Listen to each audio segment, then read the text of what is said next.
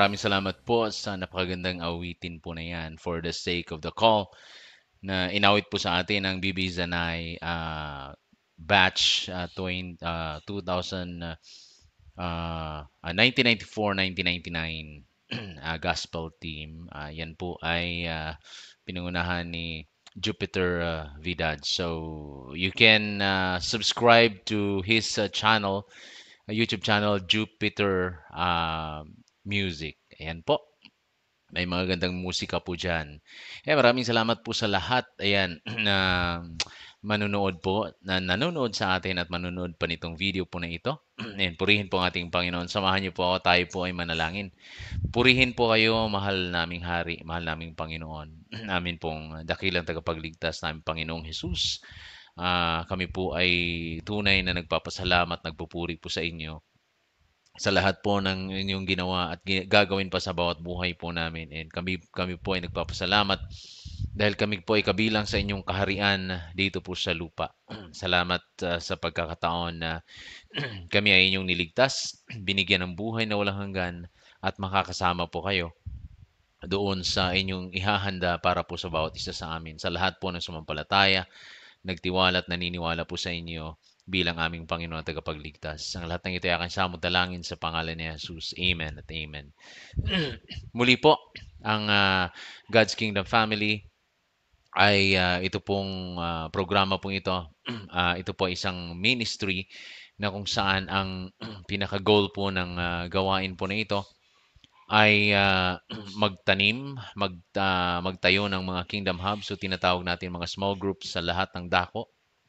Hindi lamang dito sa Pilipinas, maging sa buong mundo. Kaya kung ikaw po ay wala kang kinaanibang iglesia at mahal mo ang iyong pamilya, mahal mo ang Panginoon, yan, maaari nyo pong kontakin ang God's Kingdom Family. Maaari nyo po akong personal na kontakin at tutulungan ko po kayo na magsimula ng gawain dyan po kung saan ka man nandoon dito sa Pilipinas, kung wala kang kinaaniban na anumang grupo o anumang denominasyon, ay maaari niyo po akong kontakin at tuturuan po namin kayo. Tuturuan ko kayo, iti-train ko kayo, i-mentor, i-disciple ko kayo para ma-reach out nyo ang inyong family, ang inyong mga kapitbahay. At so yun po ang pinaka-mission ng God's Kingdom Family. And ang pinaka-vision po natin ay masunod po yung inutos ng ating Panginoon na palaganapin ang kanyang kaharian dito po sa lupa. Ang utos ng Panginoon sa Matthew chapter 28:18 to 20, na tayo ay humayo sa lahat ng mga bansa upang sila ay gawin po nating mga alagad. Yan po ang pinaka-utos ng ating pong Panginoon. So ang God's Kingdom Family po ay sumusunod doon po sa pinakautos ng ating pong Panginoon, sumusunod sa mga alituntunin at layunin ng ating Panginoon, ng misyon ng ating Panginoon, ng vision ng ating Panginoong Yesus. Wala na po tayong ibang focus kundi masunod at matupad po natin yung inutos po ng ating pong Panginoon sa atin bilang pong kanyang kabilang po sa kanyang kaharian dito po sa lupa. Okay, so yun po. Dyan din po sa ibaba, sa gilid, yung caption po natin dyan, meron pong mga link dyan, meron pong form. So dalawa po ang form dyan. Ang unang form, yan po ay if you want to support us, so we need your support, your prayer, and also your financial support para po sa gawain po na ito. Just message me, you fill out the form, and ang ikalawang form po dyan kung ikaw ay nais mong magsimula ng gawain. Because we are calling all the family leaders, the fathers, we are calling kung ang iyong family hindi pa nakakilala sa ating Panginoon, we are calling you to be a part of this network, God's Kingdom Family, para po ma-reach out po natin. Kasi from the Old Testament going to the New Testament, ang ating Diyos ay hindi siya nagbabago. He uses the family in the Old Testament. He reached out the family in the New Testament. Jesus Christ, pumupunta siya doon sa bahay ng mga bawat pamilya. In the book of Acts also, the church has started in the family. So therefore, God is calling every family. Hindi lamang po tayo pumupunta doon sa apat na sulok ng building ng ating mga simbahan. Ngunit ang ating mga pamilya napabayaan natin at sila po ay hindi nakakilala sa ating Panginoon. So, hindi po yan ang layunin ng ating Diyos. If you love your family, if you love your your neighbors, start a kingdom hub in your house. Gaya nga po ng sabi ko, tutulungan ko po kayo paano ma-establish ang network po, ang gawain sa inyo pong tahanan. Just contact me. Okay, contact Pastor Randolph at tutulungan ko po kayo. Okay? Yun po ang mission natin. Uunahin po natin ang ating bawat pamilya o kasunod na po ang ating mga kaibigan, mga katrabaho, yan, mga kamag-anak po natin. But again, the Lord wants our family to be safe. Kasi nga po, sabi po, ang isa lamang sa pamilya ang maligtas ay nakakasigurado po tayo na yung isa na yan ay ang buong sambahayan po natin ay makakakilala po sa ating Panginoon. Kasi hindi naman po natin siguro hindi kaya yung tingnan na tayo po ay nandoon sa eternity, samantalang eternity doon sa buhay na walang hanggan kasama ang Diyos, samantalang ang ating mga pamilya, nanay po natin, tatay, anak natin, asawa po natin ay nasa impyerno at nagdurusa. So, yan po ang misyon ng God's Kingdom Family. Tayo po ay magsama-sama sa iisang misyon na ipinapagawa po sa atin ng ating Panginoon. Let's move on at tayo po ay dapat umalis doon sa pagkakaroon natin ng religion mentality. So, lagi kong inuulit-ulit po ito sapagkat ito po ang nangyayari sa bawat iglesia po na ngayon, hindi lamang sa churches but sa mga leaders po ng iglesia, they are having a religion mentality. Now, I tackle one by one for ano ba itong mga religion mentality. So, ngayong gabi, when it comes to religion mentality, maraming leaders ng church ang nagkakaroon ng religion mentality when it comes to to service. Okay? Kaya nga po, marami po sa mga iglesyang ito ay hindi na po talaga sila lumalago. Nandoon na lang sila sa ganoong sitwasyon. So, if you are having a religion mentality when it comes to your service, kasi nga po ang karamihan sa mga leaders po ngayon, hindi naman natin sila masisisi, tinuro din po sa kanila ng kanilang mga pastor, na meron silang tinatawag na clergy at saka laity. Okay? Clergy, yun pong nangangasiwa sa mga spiritual na bagay. Laity, yun pong mga normal na mga members. Now, hindi po yan ang turo ng ating Panginoon. Wala pong ganun. Walang level when it comes to service, especially when it comes to the commandment of the Lord Jesus, when it comes to the Great Commission. Hindi lamang po si pastor ang gagawa ng mga spiritual na bagay. Hindi po yan ang nasa Biblia. Hindi lamang si pastor ang magtuturo sa mga gawaing espiritual, sa mga Bible study, magbisita sa mga membro. Hindi lang po si pastor. Yan po ay turo ng relihiyon. Tandaan po natin, tayo po ay sinakop ng mga Kastila ng almost 400 years at tayo po ay napasailalim sa kanilang relihiyon. Ganito po ang sistema doon. Ganyan po. Na mayroong leader na nangangisiwa sa espiritual at yung mga hindi leader na hindi nangangisiwa sa espiritual o marahil leader din sila pero ipinapaubaya lang nila ang gawain para sa pastor. Si pastor nang gagawa ng lahat ng yan. That's unbiblical. Yan po ay religion mindset. So, dapat umalis po tayo dyan dahil hindi po yan makakatulong.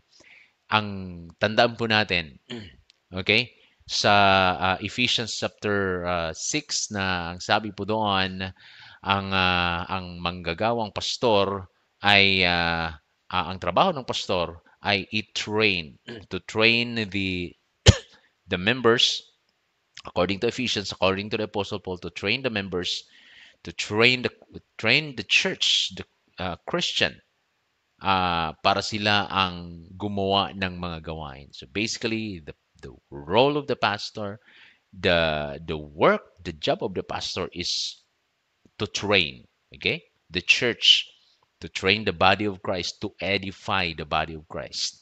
That's the main job of a pastor. So again, umalis na po tayo sa pagkakaroon ng religion mentality dahil hindi po yan makakatulong, mapapabagal yung pong pinapagawa ng ating Panginoong Hesus Kristo sa bawat isa sa atin. Tayo ay dapat magkaroon na ng kingdom mindset, because having a kingdom mindset, we know that a kingdom uh, has been influenced by a king. So ang kaharian ay iniimpluwensyahan po ng hari. Now, if you are in the kingdom, dapat ang ang ginagawa po natin ay naaayon doon sa impluwensya ng ating hari, naayon sa ating Panginoong Kristo. Now, this evening, I just want to share to you um, yung atin pong series, okay? And tayo po ay natapos po natin, mga kapatid, yun pong ang purpose ng ating Panginoon and why God created men. It's because He created men for us to domain, for us to to rule over the earth. Okay? So, parang ang ginawa po ng Diyos, okay, ay meron siyang business in the kingdom, in His kingdom, heavenly kingdom, na hindi natin nakikita. And ang nais ng Diyos ay dalhin po yung kanyang kingdom business, yung kanyang kingdom, doon sa earth. Okay? Magkaroon siya ng extension of His business doon po sa earth. That is why He created earth, He created men, para yung tao ang mamamahala doon sa kanyang kingdom, doon sa kanyang visible kingdom. Again, God has an invisible kingdom in heaven, but what God wants is to have an extension mula sa hindi nakikita na kaharian, ay gumawa siya ng mundo na nakikita, at na ang nais niya ay doon niya ilalagay ang kanya pong kingdom, in yung visible kingdom. Okay? So that's the purpose, and that is why He created men. He created Adam and Eve, physical. Hiningahan niya, binigyan niya ng buhay, at yun pong buhay na yun po ay kanyang wangis. Okay? Yon ang wangis. So therefore, ang tao ay meron pong nasa kanya po ang presensya ng Diyos. Hanggang sa yun po, nawala po ito, it is because of sin. At yun po yung pag-uusapan po natin ngayon. So chapter 1 is the creation of God. Chapter 2 is how God created man. And in chapter 3 of Genesis is what we call the fall of man. Kung paano po na hulog ang tao sa pagkakasala. So, the fall of man. So, nais ko pong basahin ang mga talatang nandito po, mga kapatid. So, ang sabi po sa Genesis chapter 3, verse 2, okay, the woman said to the serpent, "We may eat fruit from the trees in the garden, but God did say, you must not eat the fruit from the tree in the middle of the garden. Do not even touch it. If you do, you will die." In verse 4, you will certainly not die. The serpent said to the woman, "God knows that when you eat fruit from that tree, you will know things you have never known before. Like God, you will be able to tell the difference between good and evil." And in verse 6 down to 9, the woman saw that the tree's fruit was good to it and pleasing to look at. She also saw that it would make a person wise. So she took some of the fruit and ate it. She also gave some to her husband who was with her, and he ate it. Then both of them knew things they had never known before. They realized they were naked. So they sewed together fig leaves, and made clothes for themselves. In last two verse 8, then the man and his wife heard the Lord God walking in the garden It was during the coolest time of the day. They hid from the Lord God among the trees of the garden. But the Lord God called out the man. Where are you? He asked.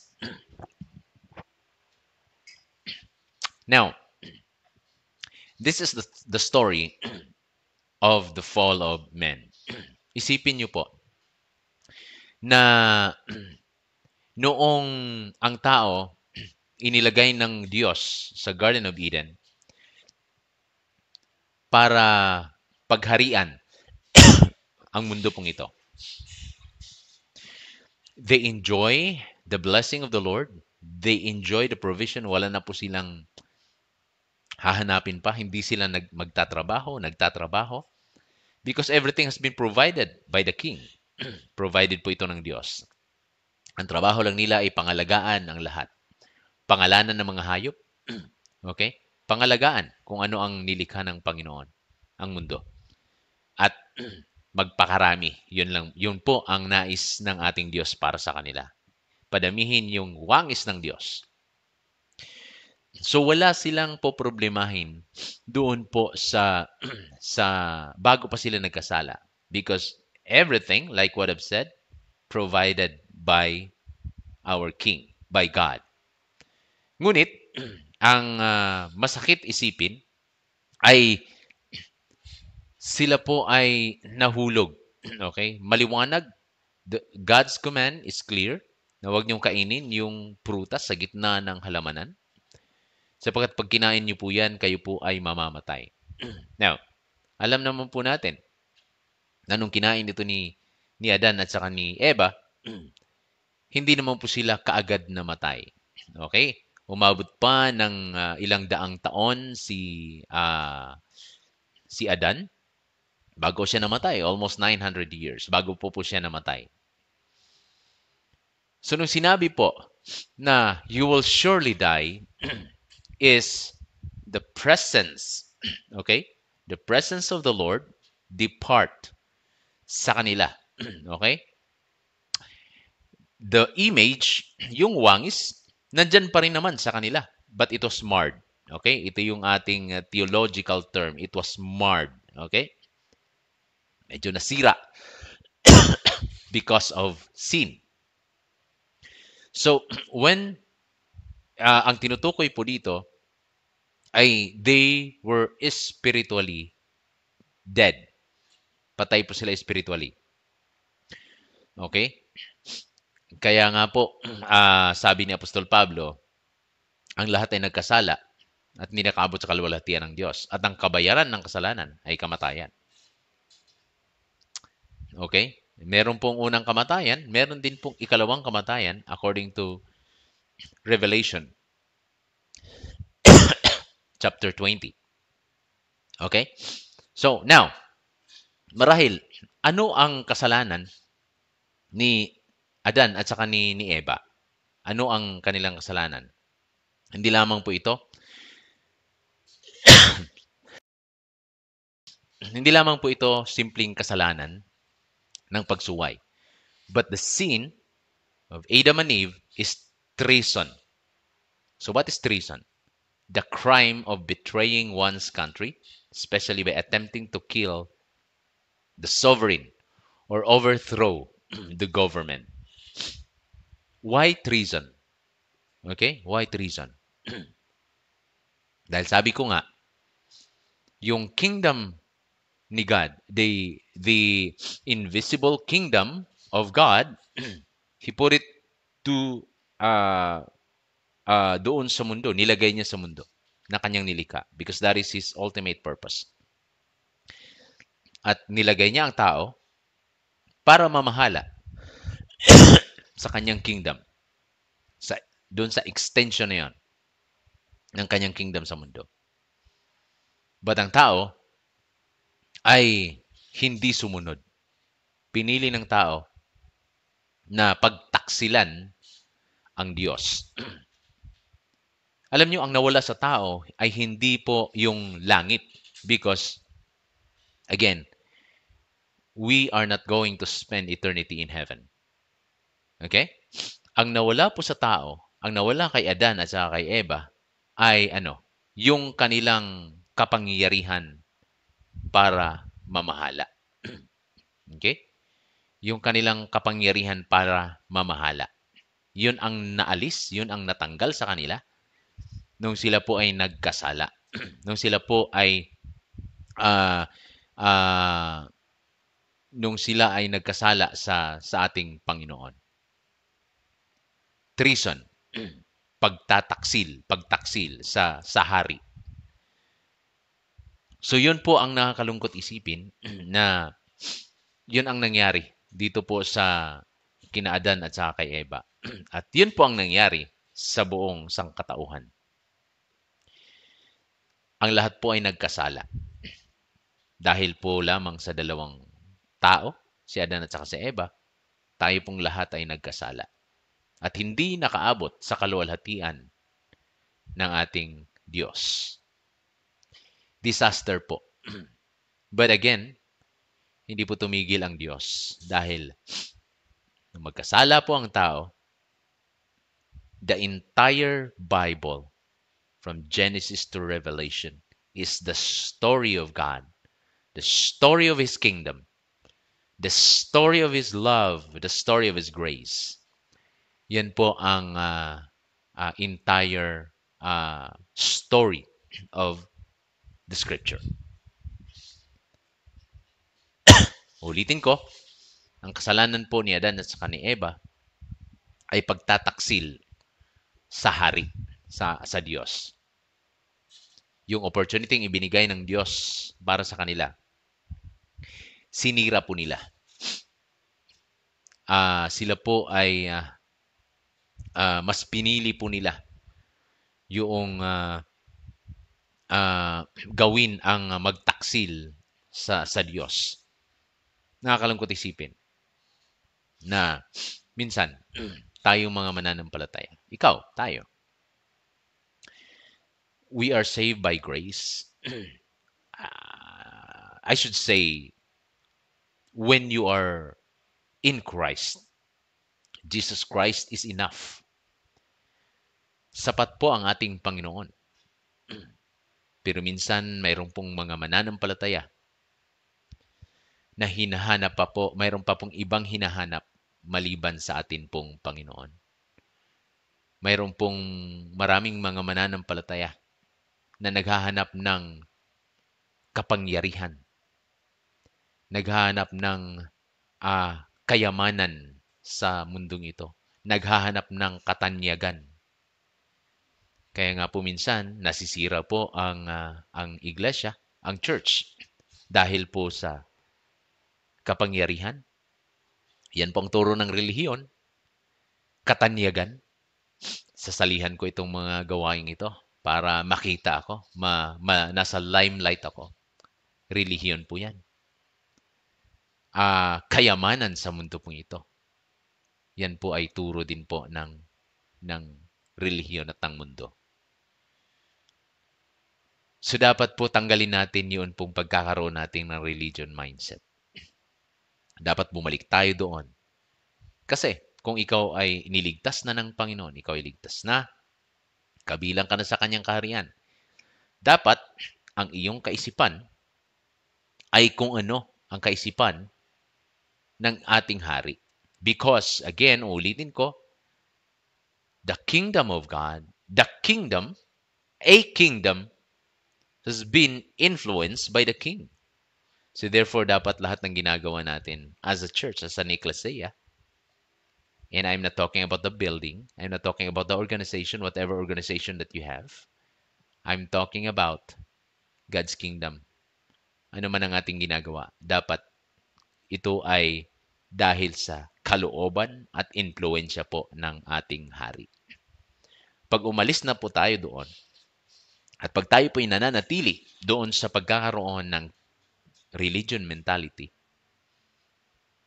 kung tayo mananatili doon, hindi natin magagawa yung pong ipinapagawa ng ating hari sa atin. Or marahil patuloy tayong sumusuway sa Kanya bilang ating hari.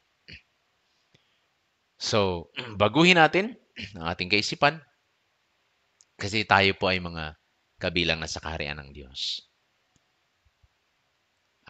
Dahil kung hindi natin babaguhin ang ating kaisipan, marahil hindi pa talaga tunay tayong nabago, hindi pa natin tunay na nakilala ang Panginoon. Baka nag-assume lang po tayo na tayo po ay kabilang sa kaharian ng Panginoon.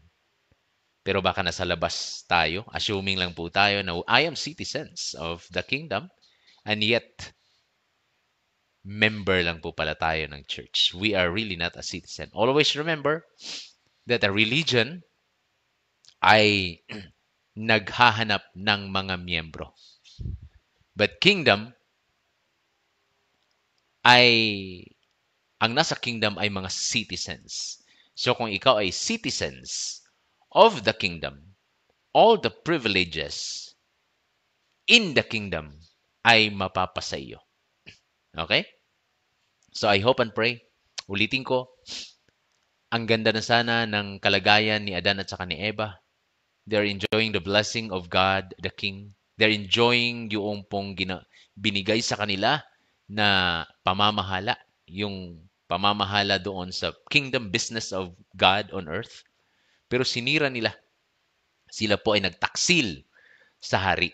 Kaya yun po ang naging kasalanan at ang bunga ng kasalanan ay kamatayan. Kaya nga po, God prepared hell.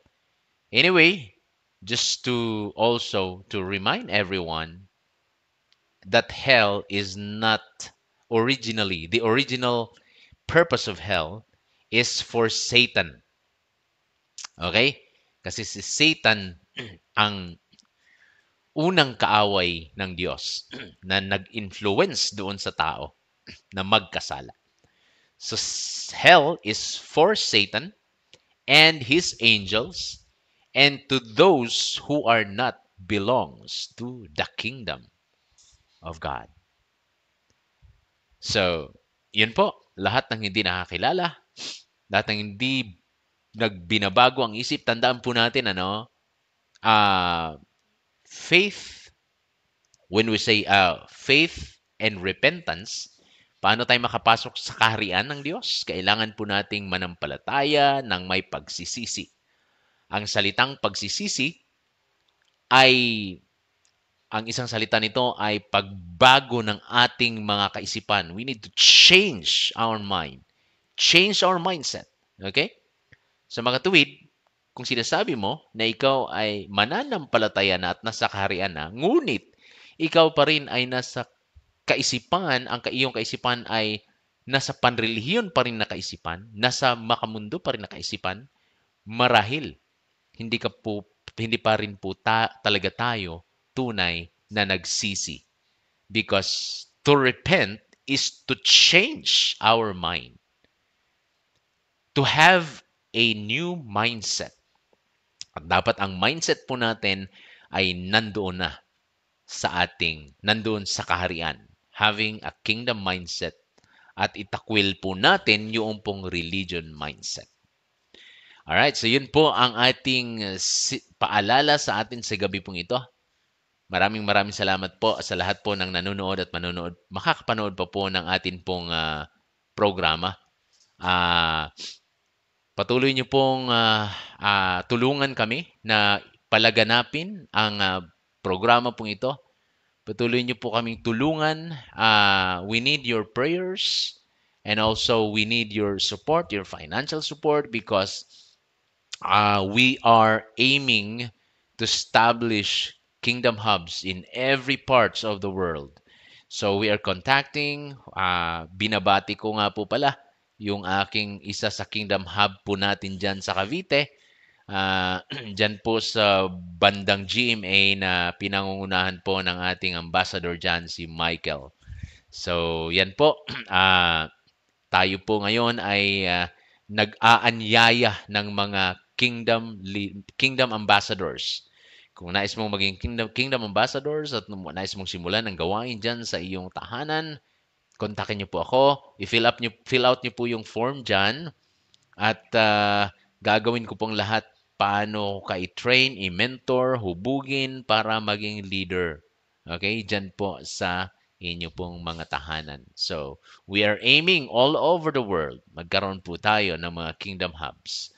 Maraming salamat pong muli. Ito po ang Kingdom Ambassador, si Pastor Randolph, na nagsasabi, napakabuti po ng ating hari. Napakabuti po ng ating Panginoong Diyos. Tayo po ay manalangin. Panginoon, maraming salamat sa inyo pong salita. Pinupuri po namin kayo. Pinapasalamatan. Tinataas namin kayo bilang aming Panginoon, hari ng aming buhay. At ang programa pong ito, Panginoon, gamitin nyo upang maabot po ang lahat ng mga gawain, ang lahat ng mga tahanan, magkaroon ng mga kingdom hubs, magkaroon ng mga small group, ng mga cell group, saan mang dako sa mundo. Salamat po, Panginoon, maging sa lahat po ng mga sumusuporta po sa gawain pong ito. Pagpalain niyo po sila. Lord, salamat ng marami. Alam namin na kayo po ay papala sa gawain pong ito. Sa lahat ng mga manunood, bless them. Pagalingin nyo, sino man ang may karamdaman. I pray for Zumaraga family. Strengthen them. Yung kanilang padre de pamilya, ang buong tahanan ng Zumaraga, Panginoon. Palakasin nyo sila. Bigyan nyo sila ng kapayapaan at kaligayahan na nagmumula po sa inyo, Panginoon. Salamat po ng marami, aming hari. Tinatas namin kayo sa pangalan ni Jesus. Amen and amen. Muli, maraming salamat po sa inyong lahat. Alright, so patuloy niyo po kami ipanalangin ang God's Kingdom family at na ang gawain pong ito ay talagang gagamitin ng ating Panginoon because ito po ang kanyang kalooban at ito po ang nais ng ating Diyos. Salamat po. Ako po ay pansamantalang magpapaalam sa ating lahat. Paalam po muna. God bless us all.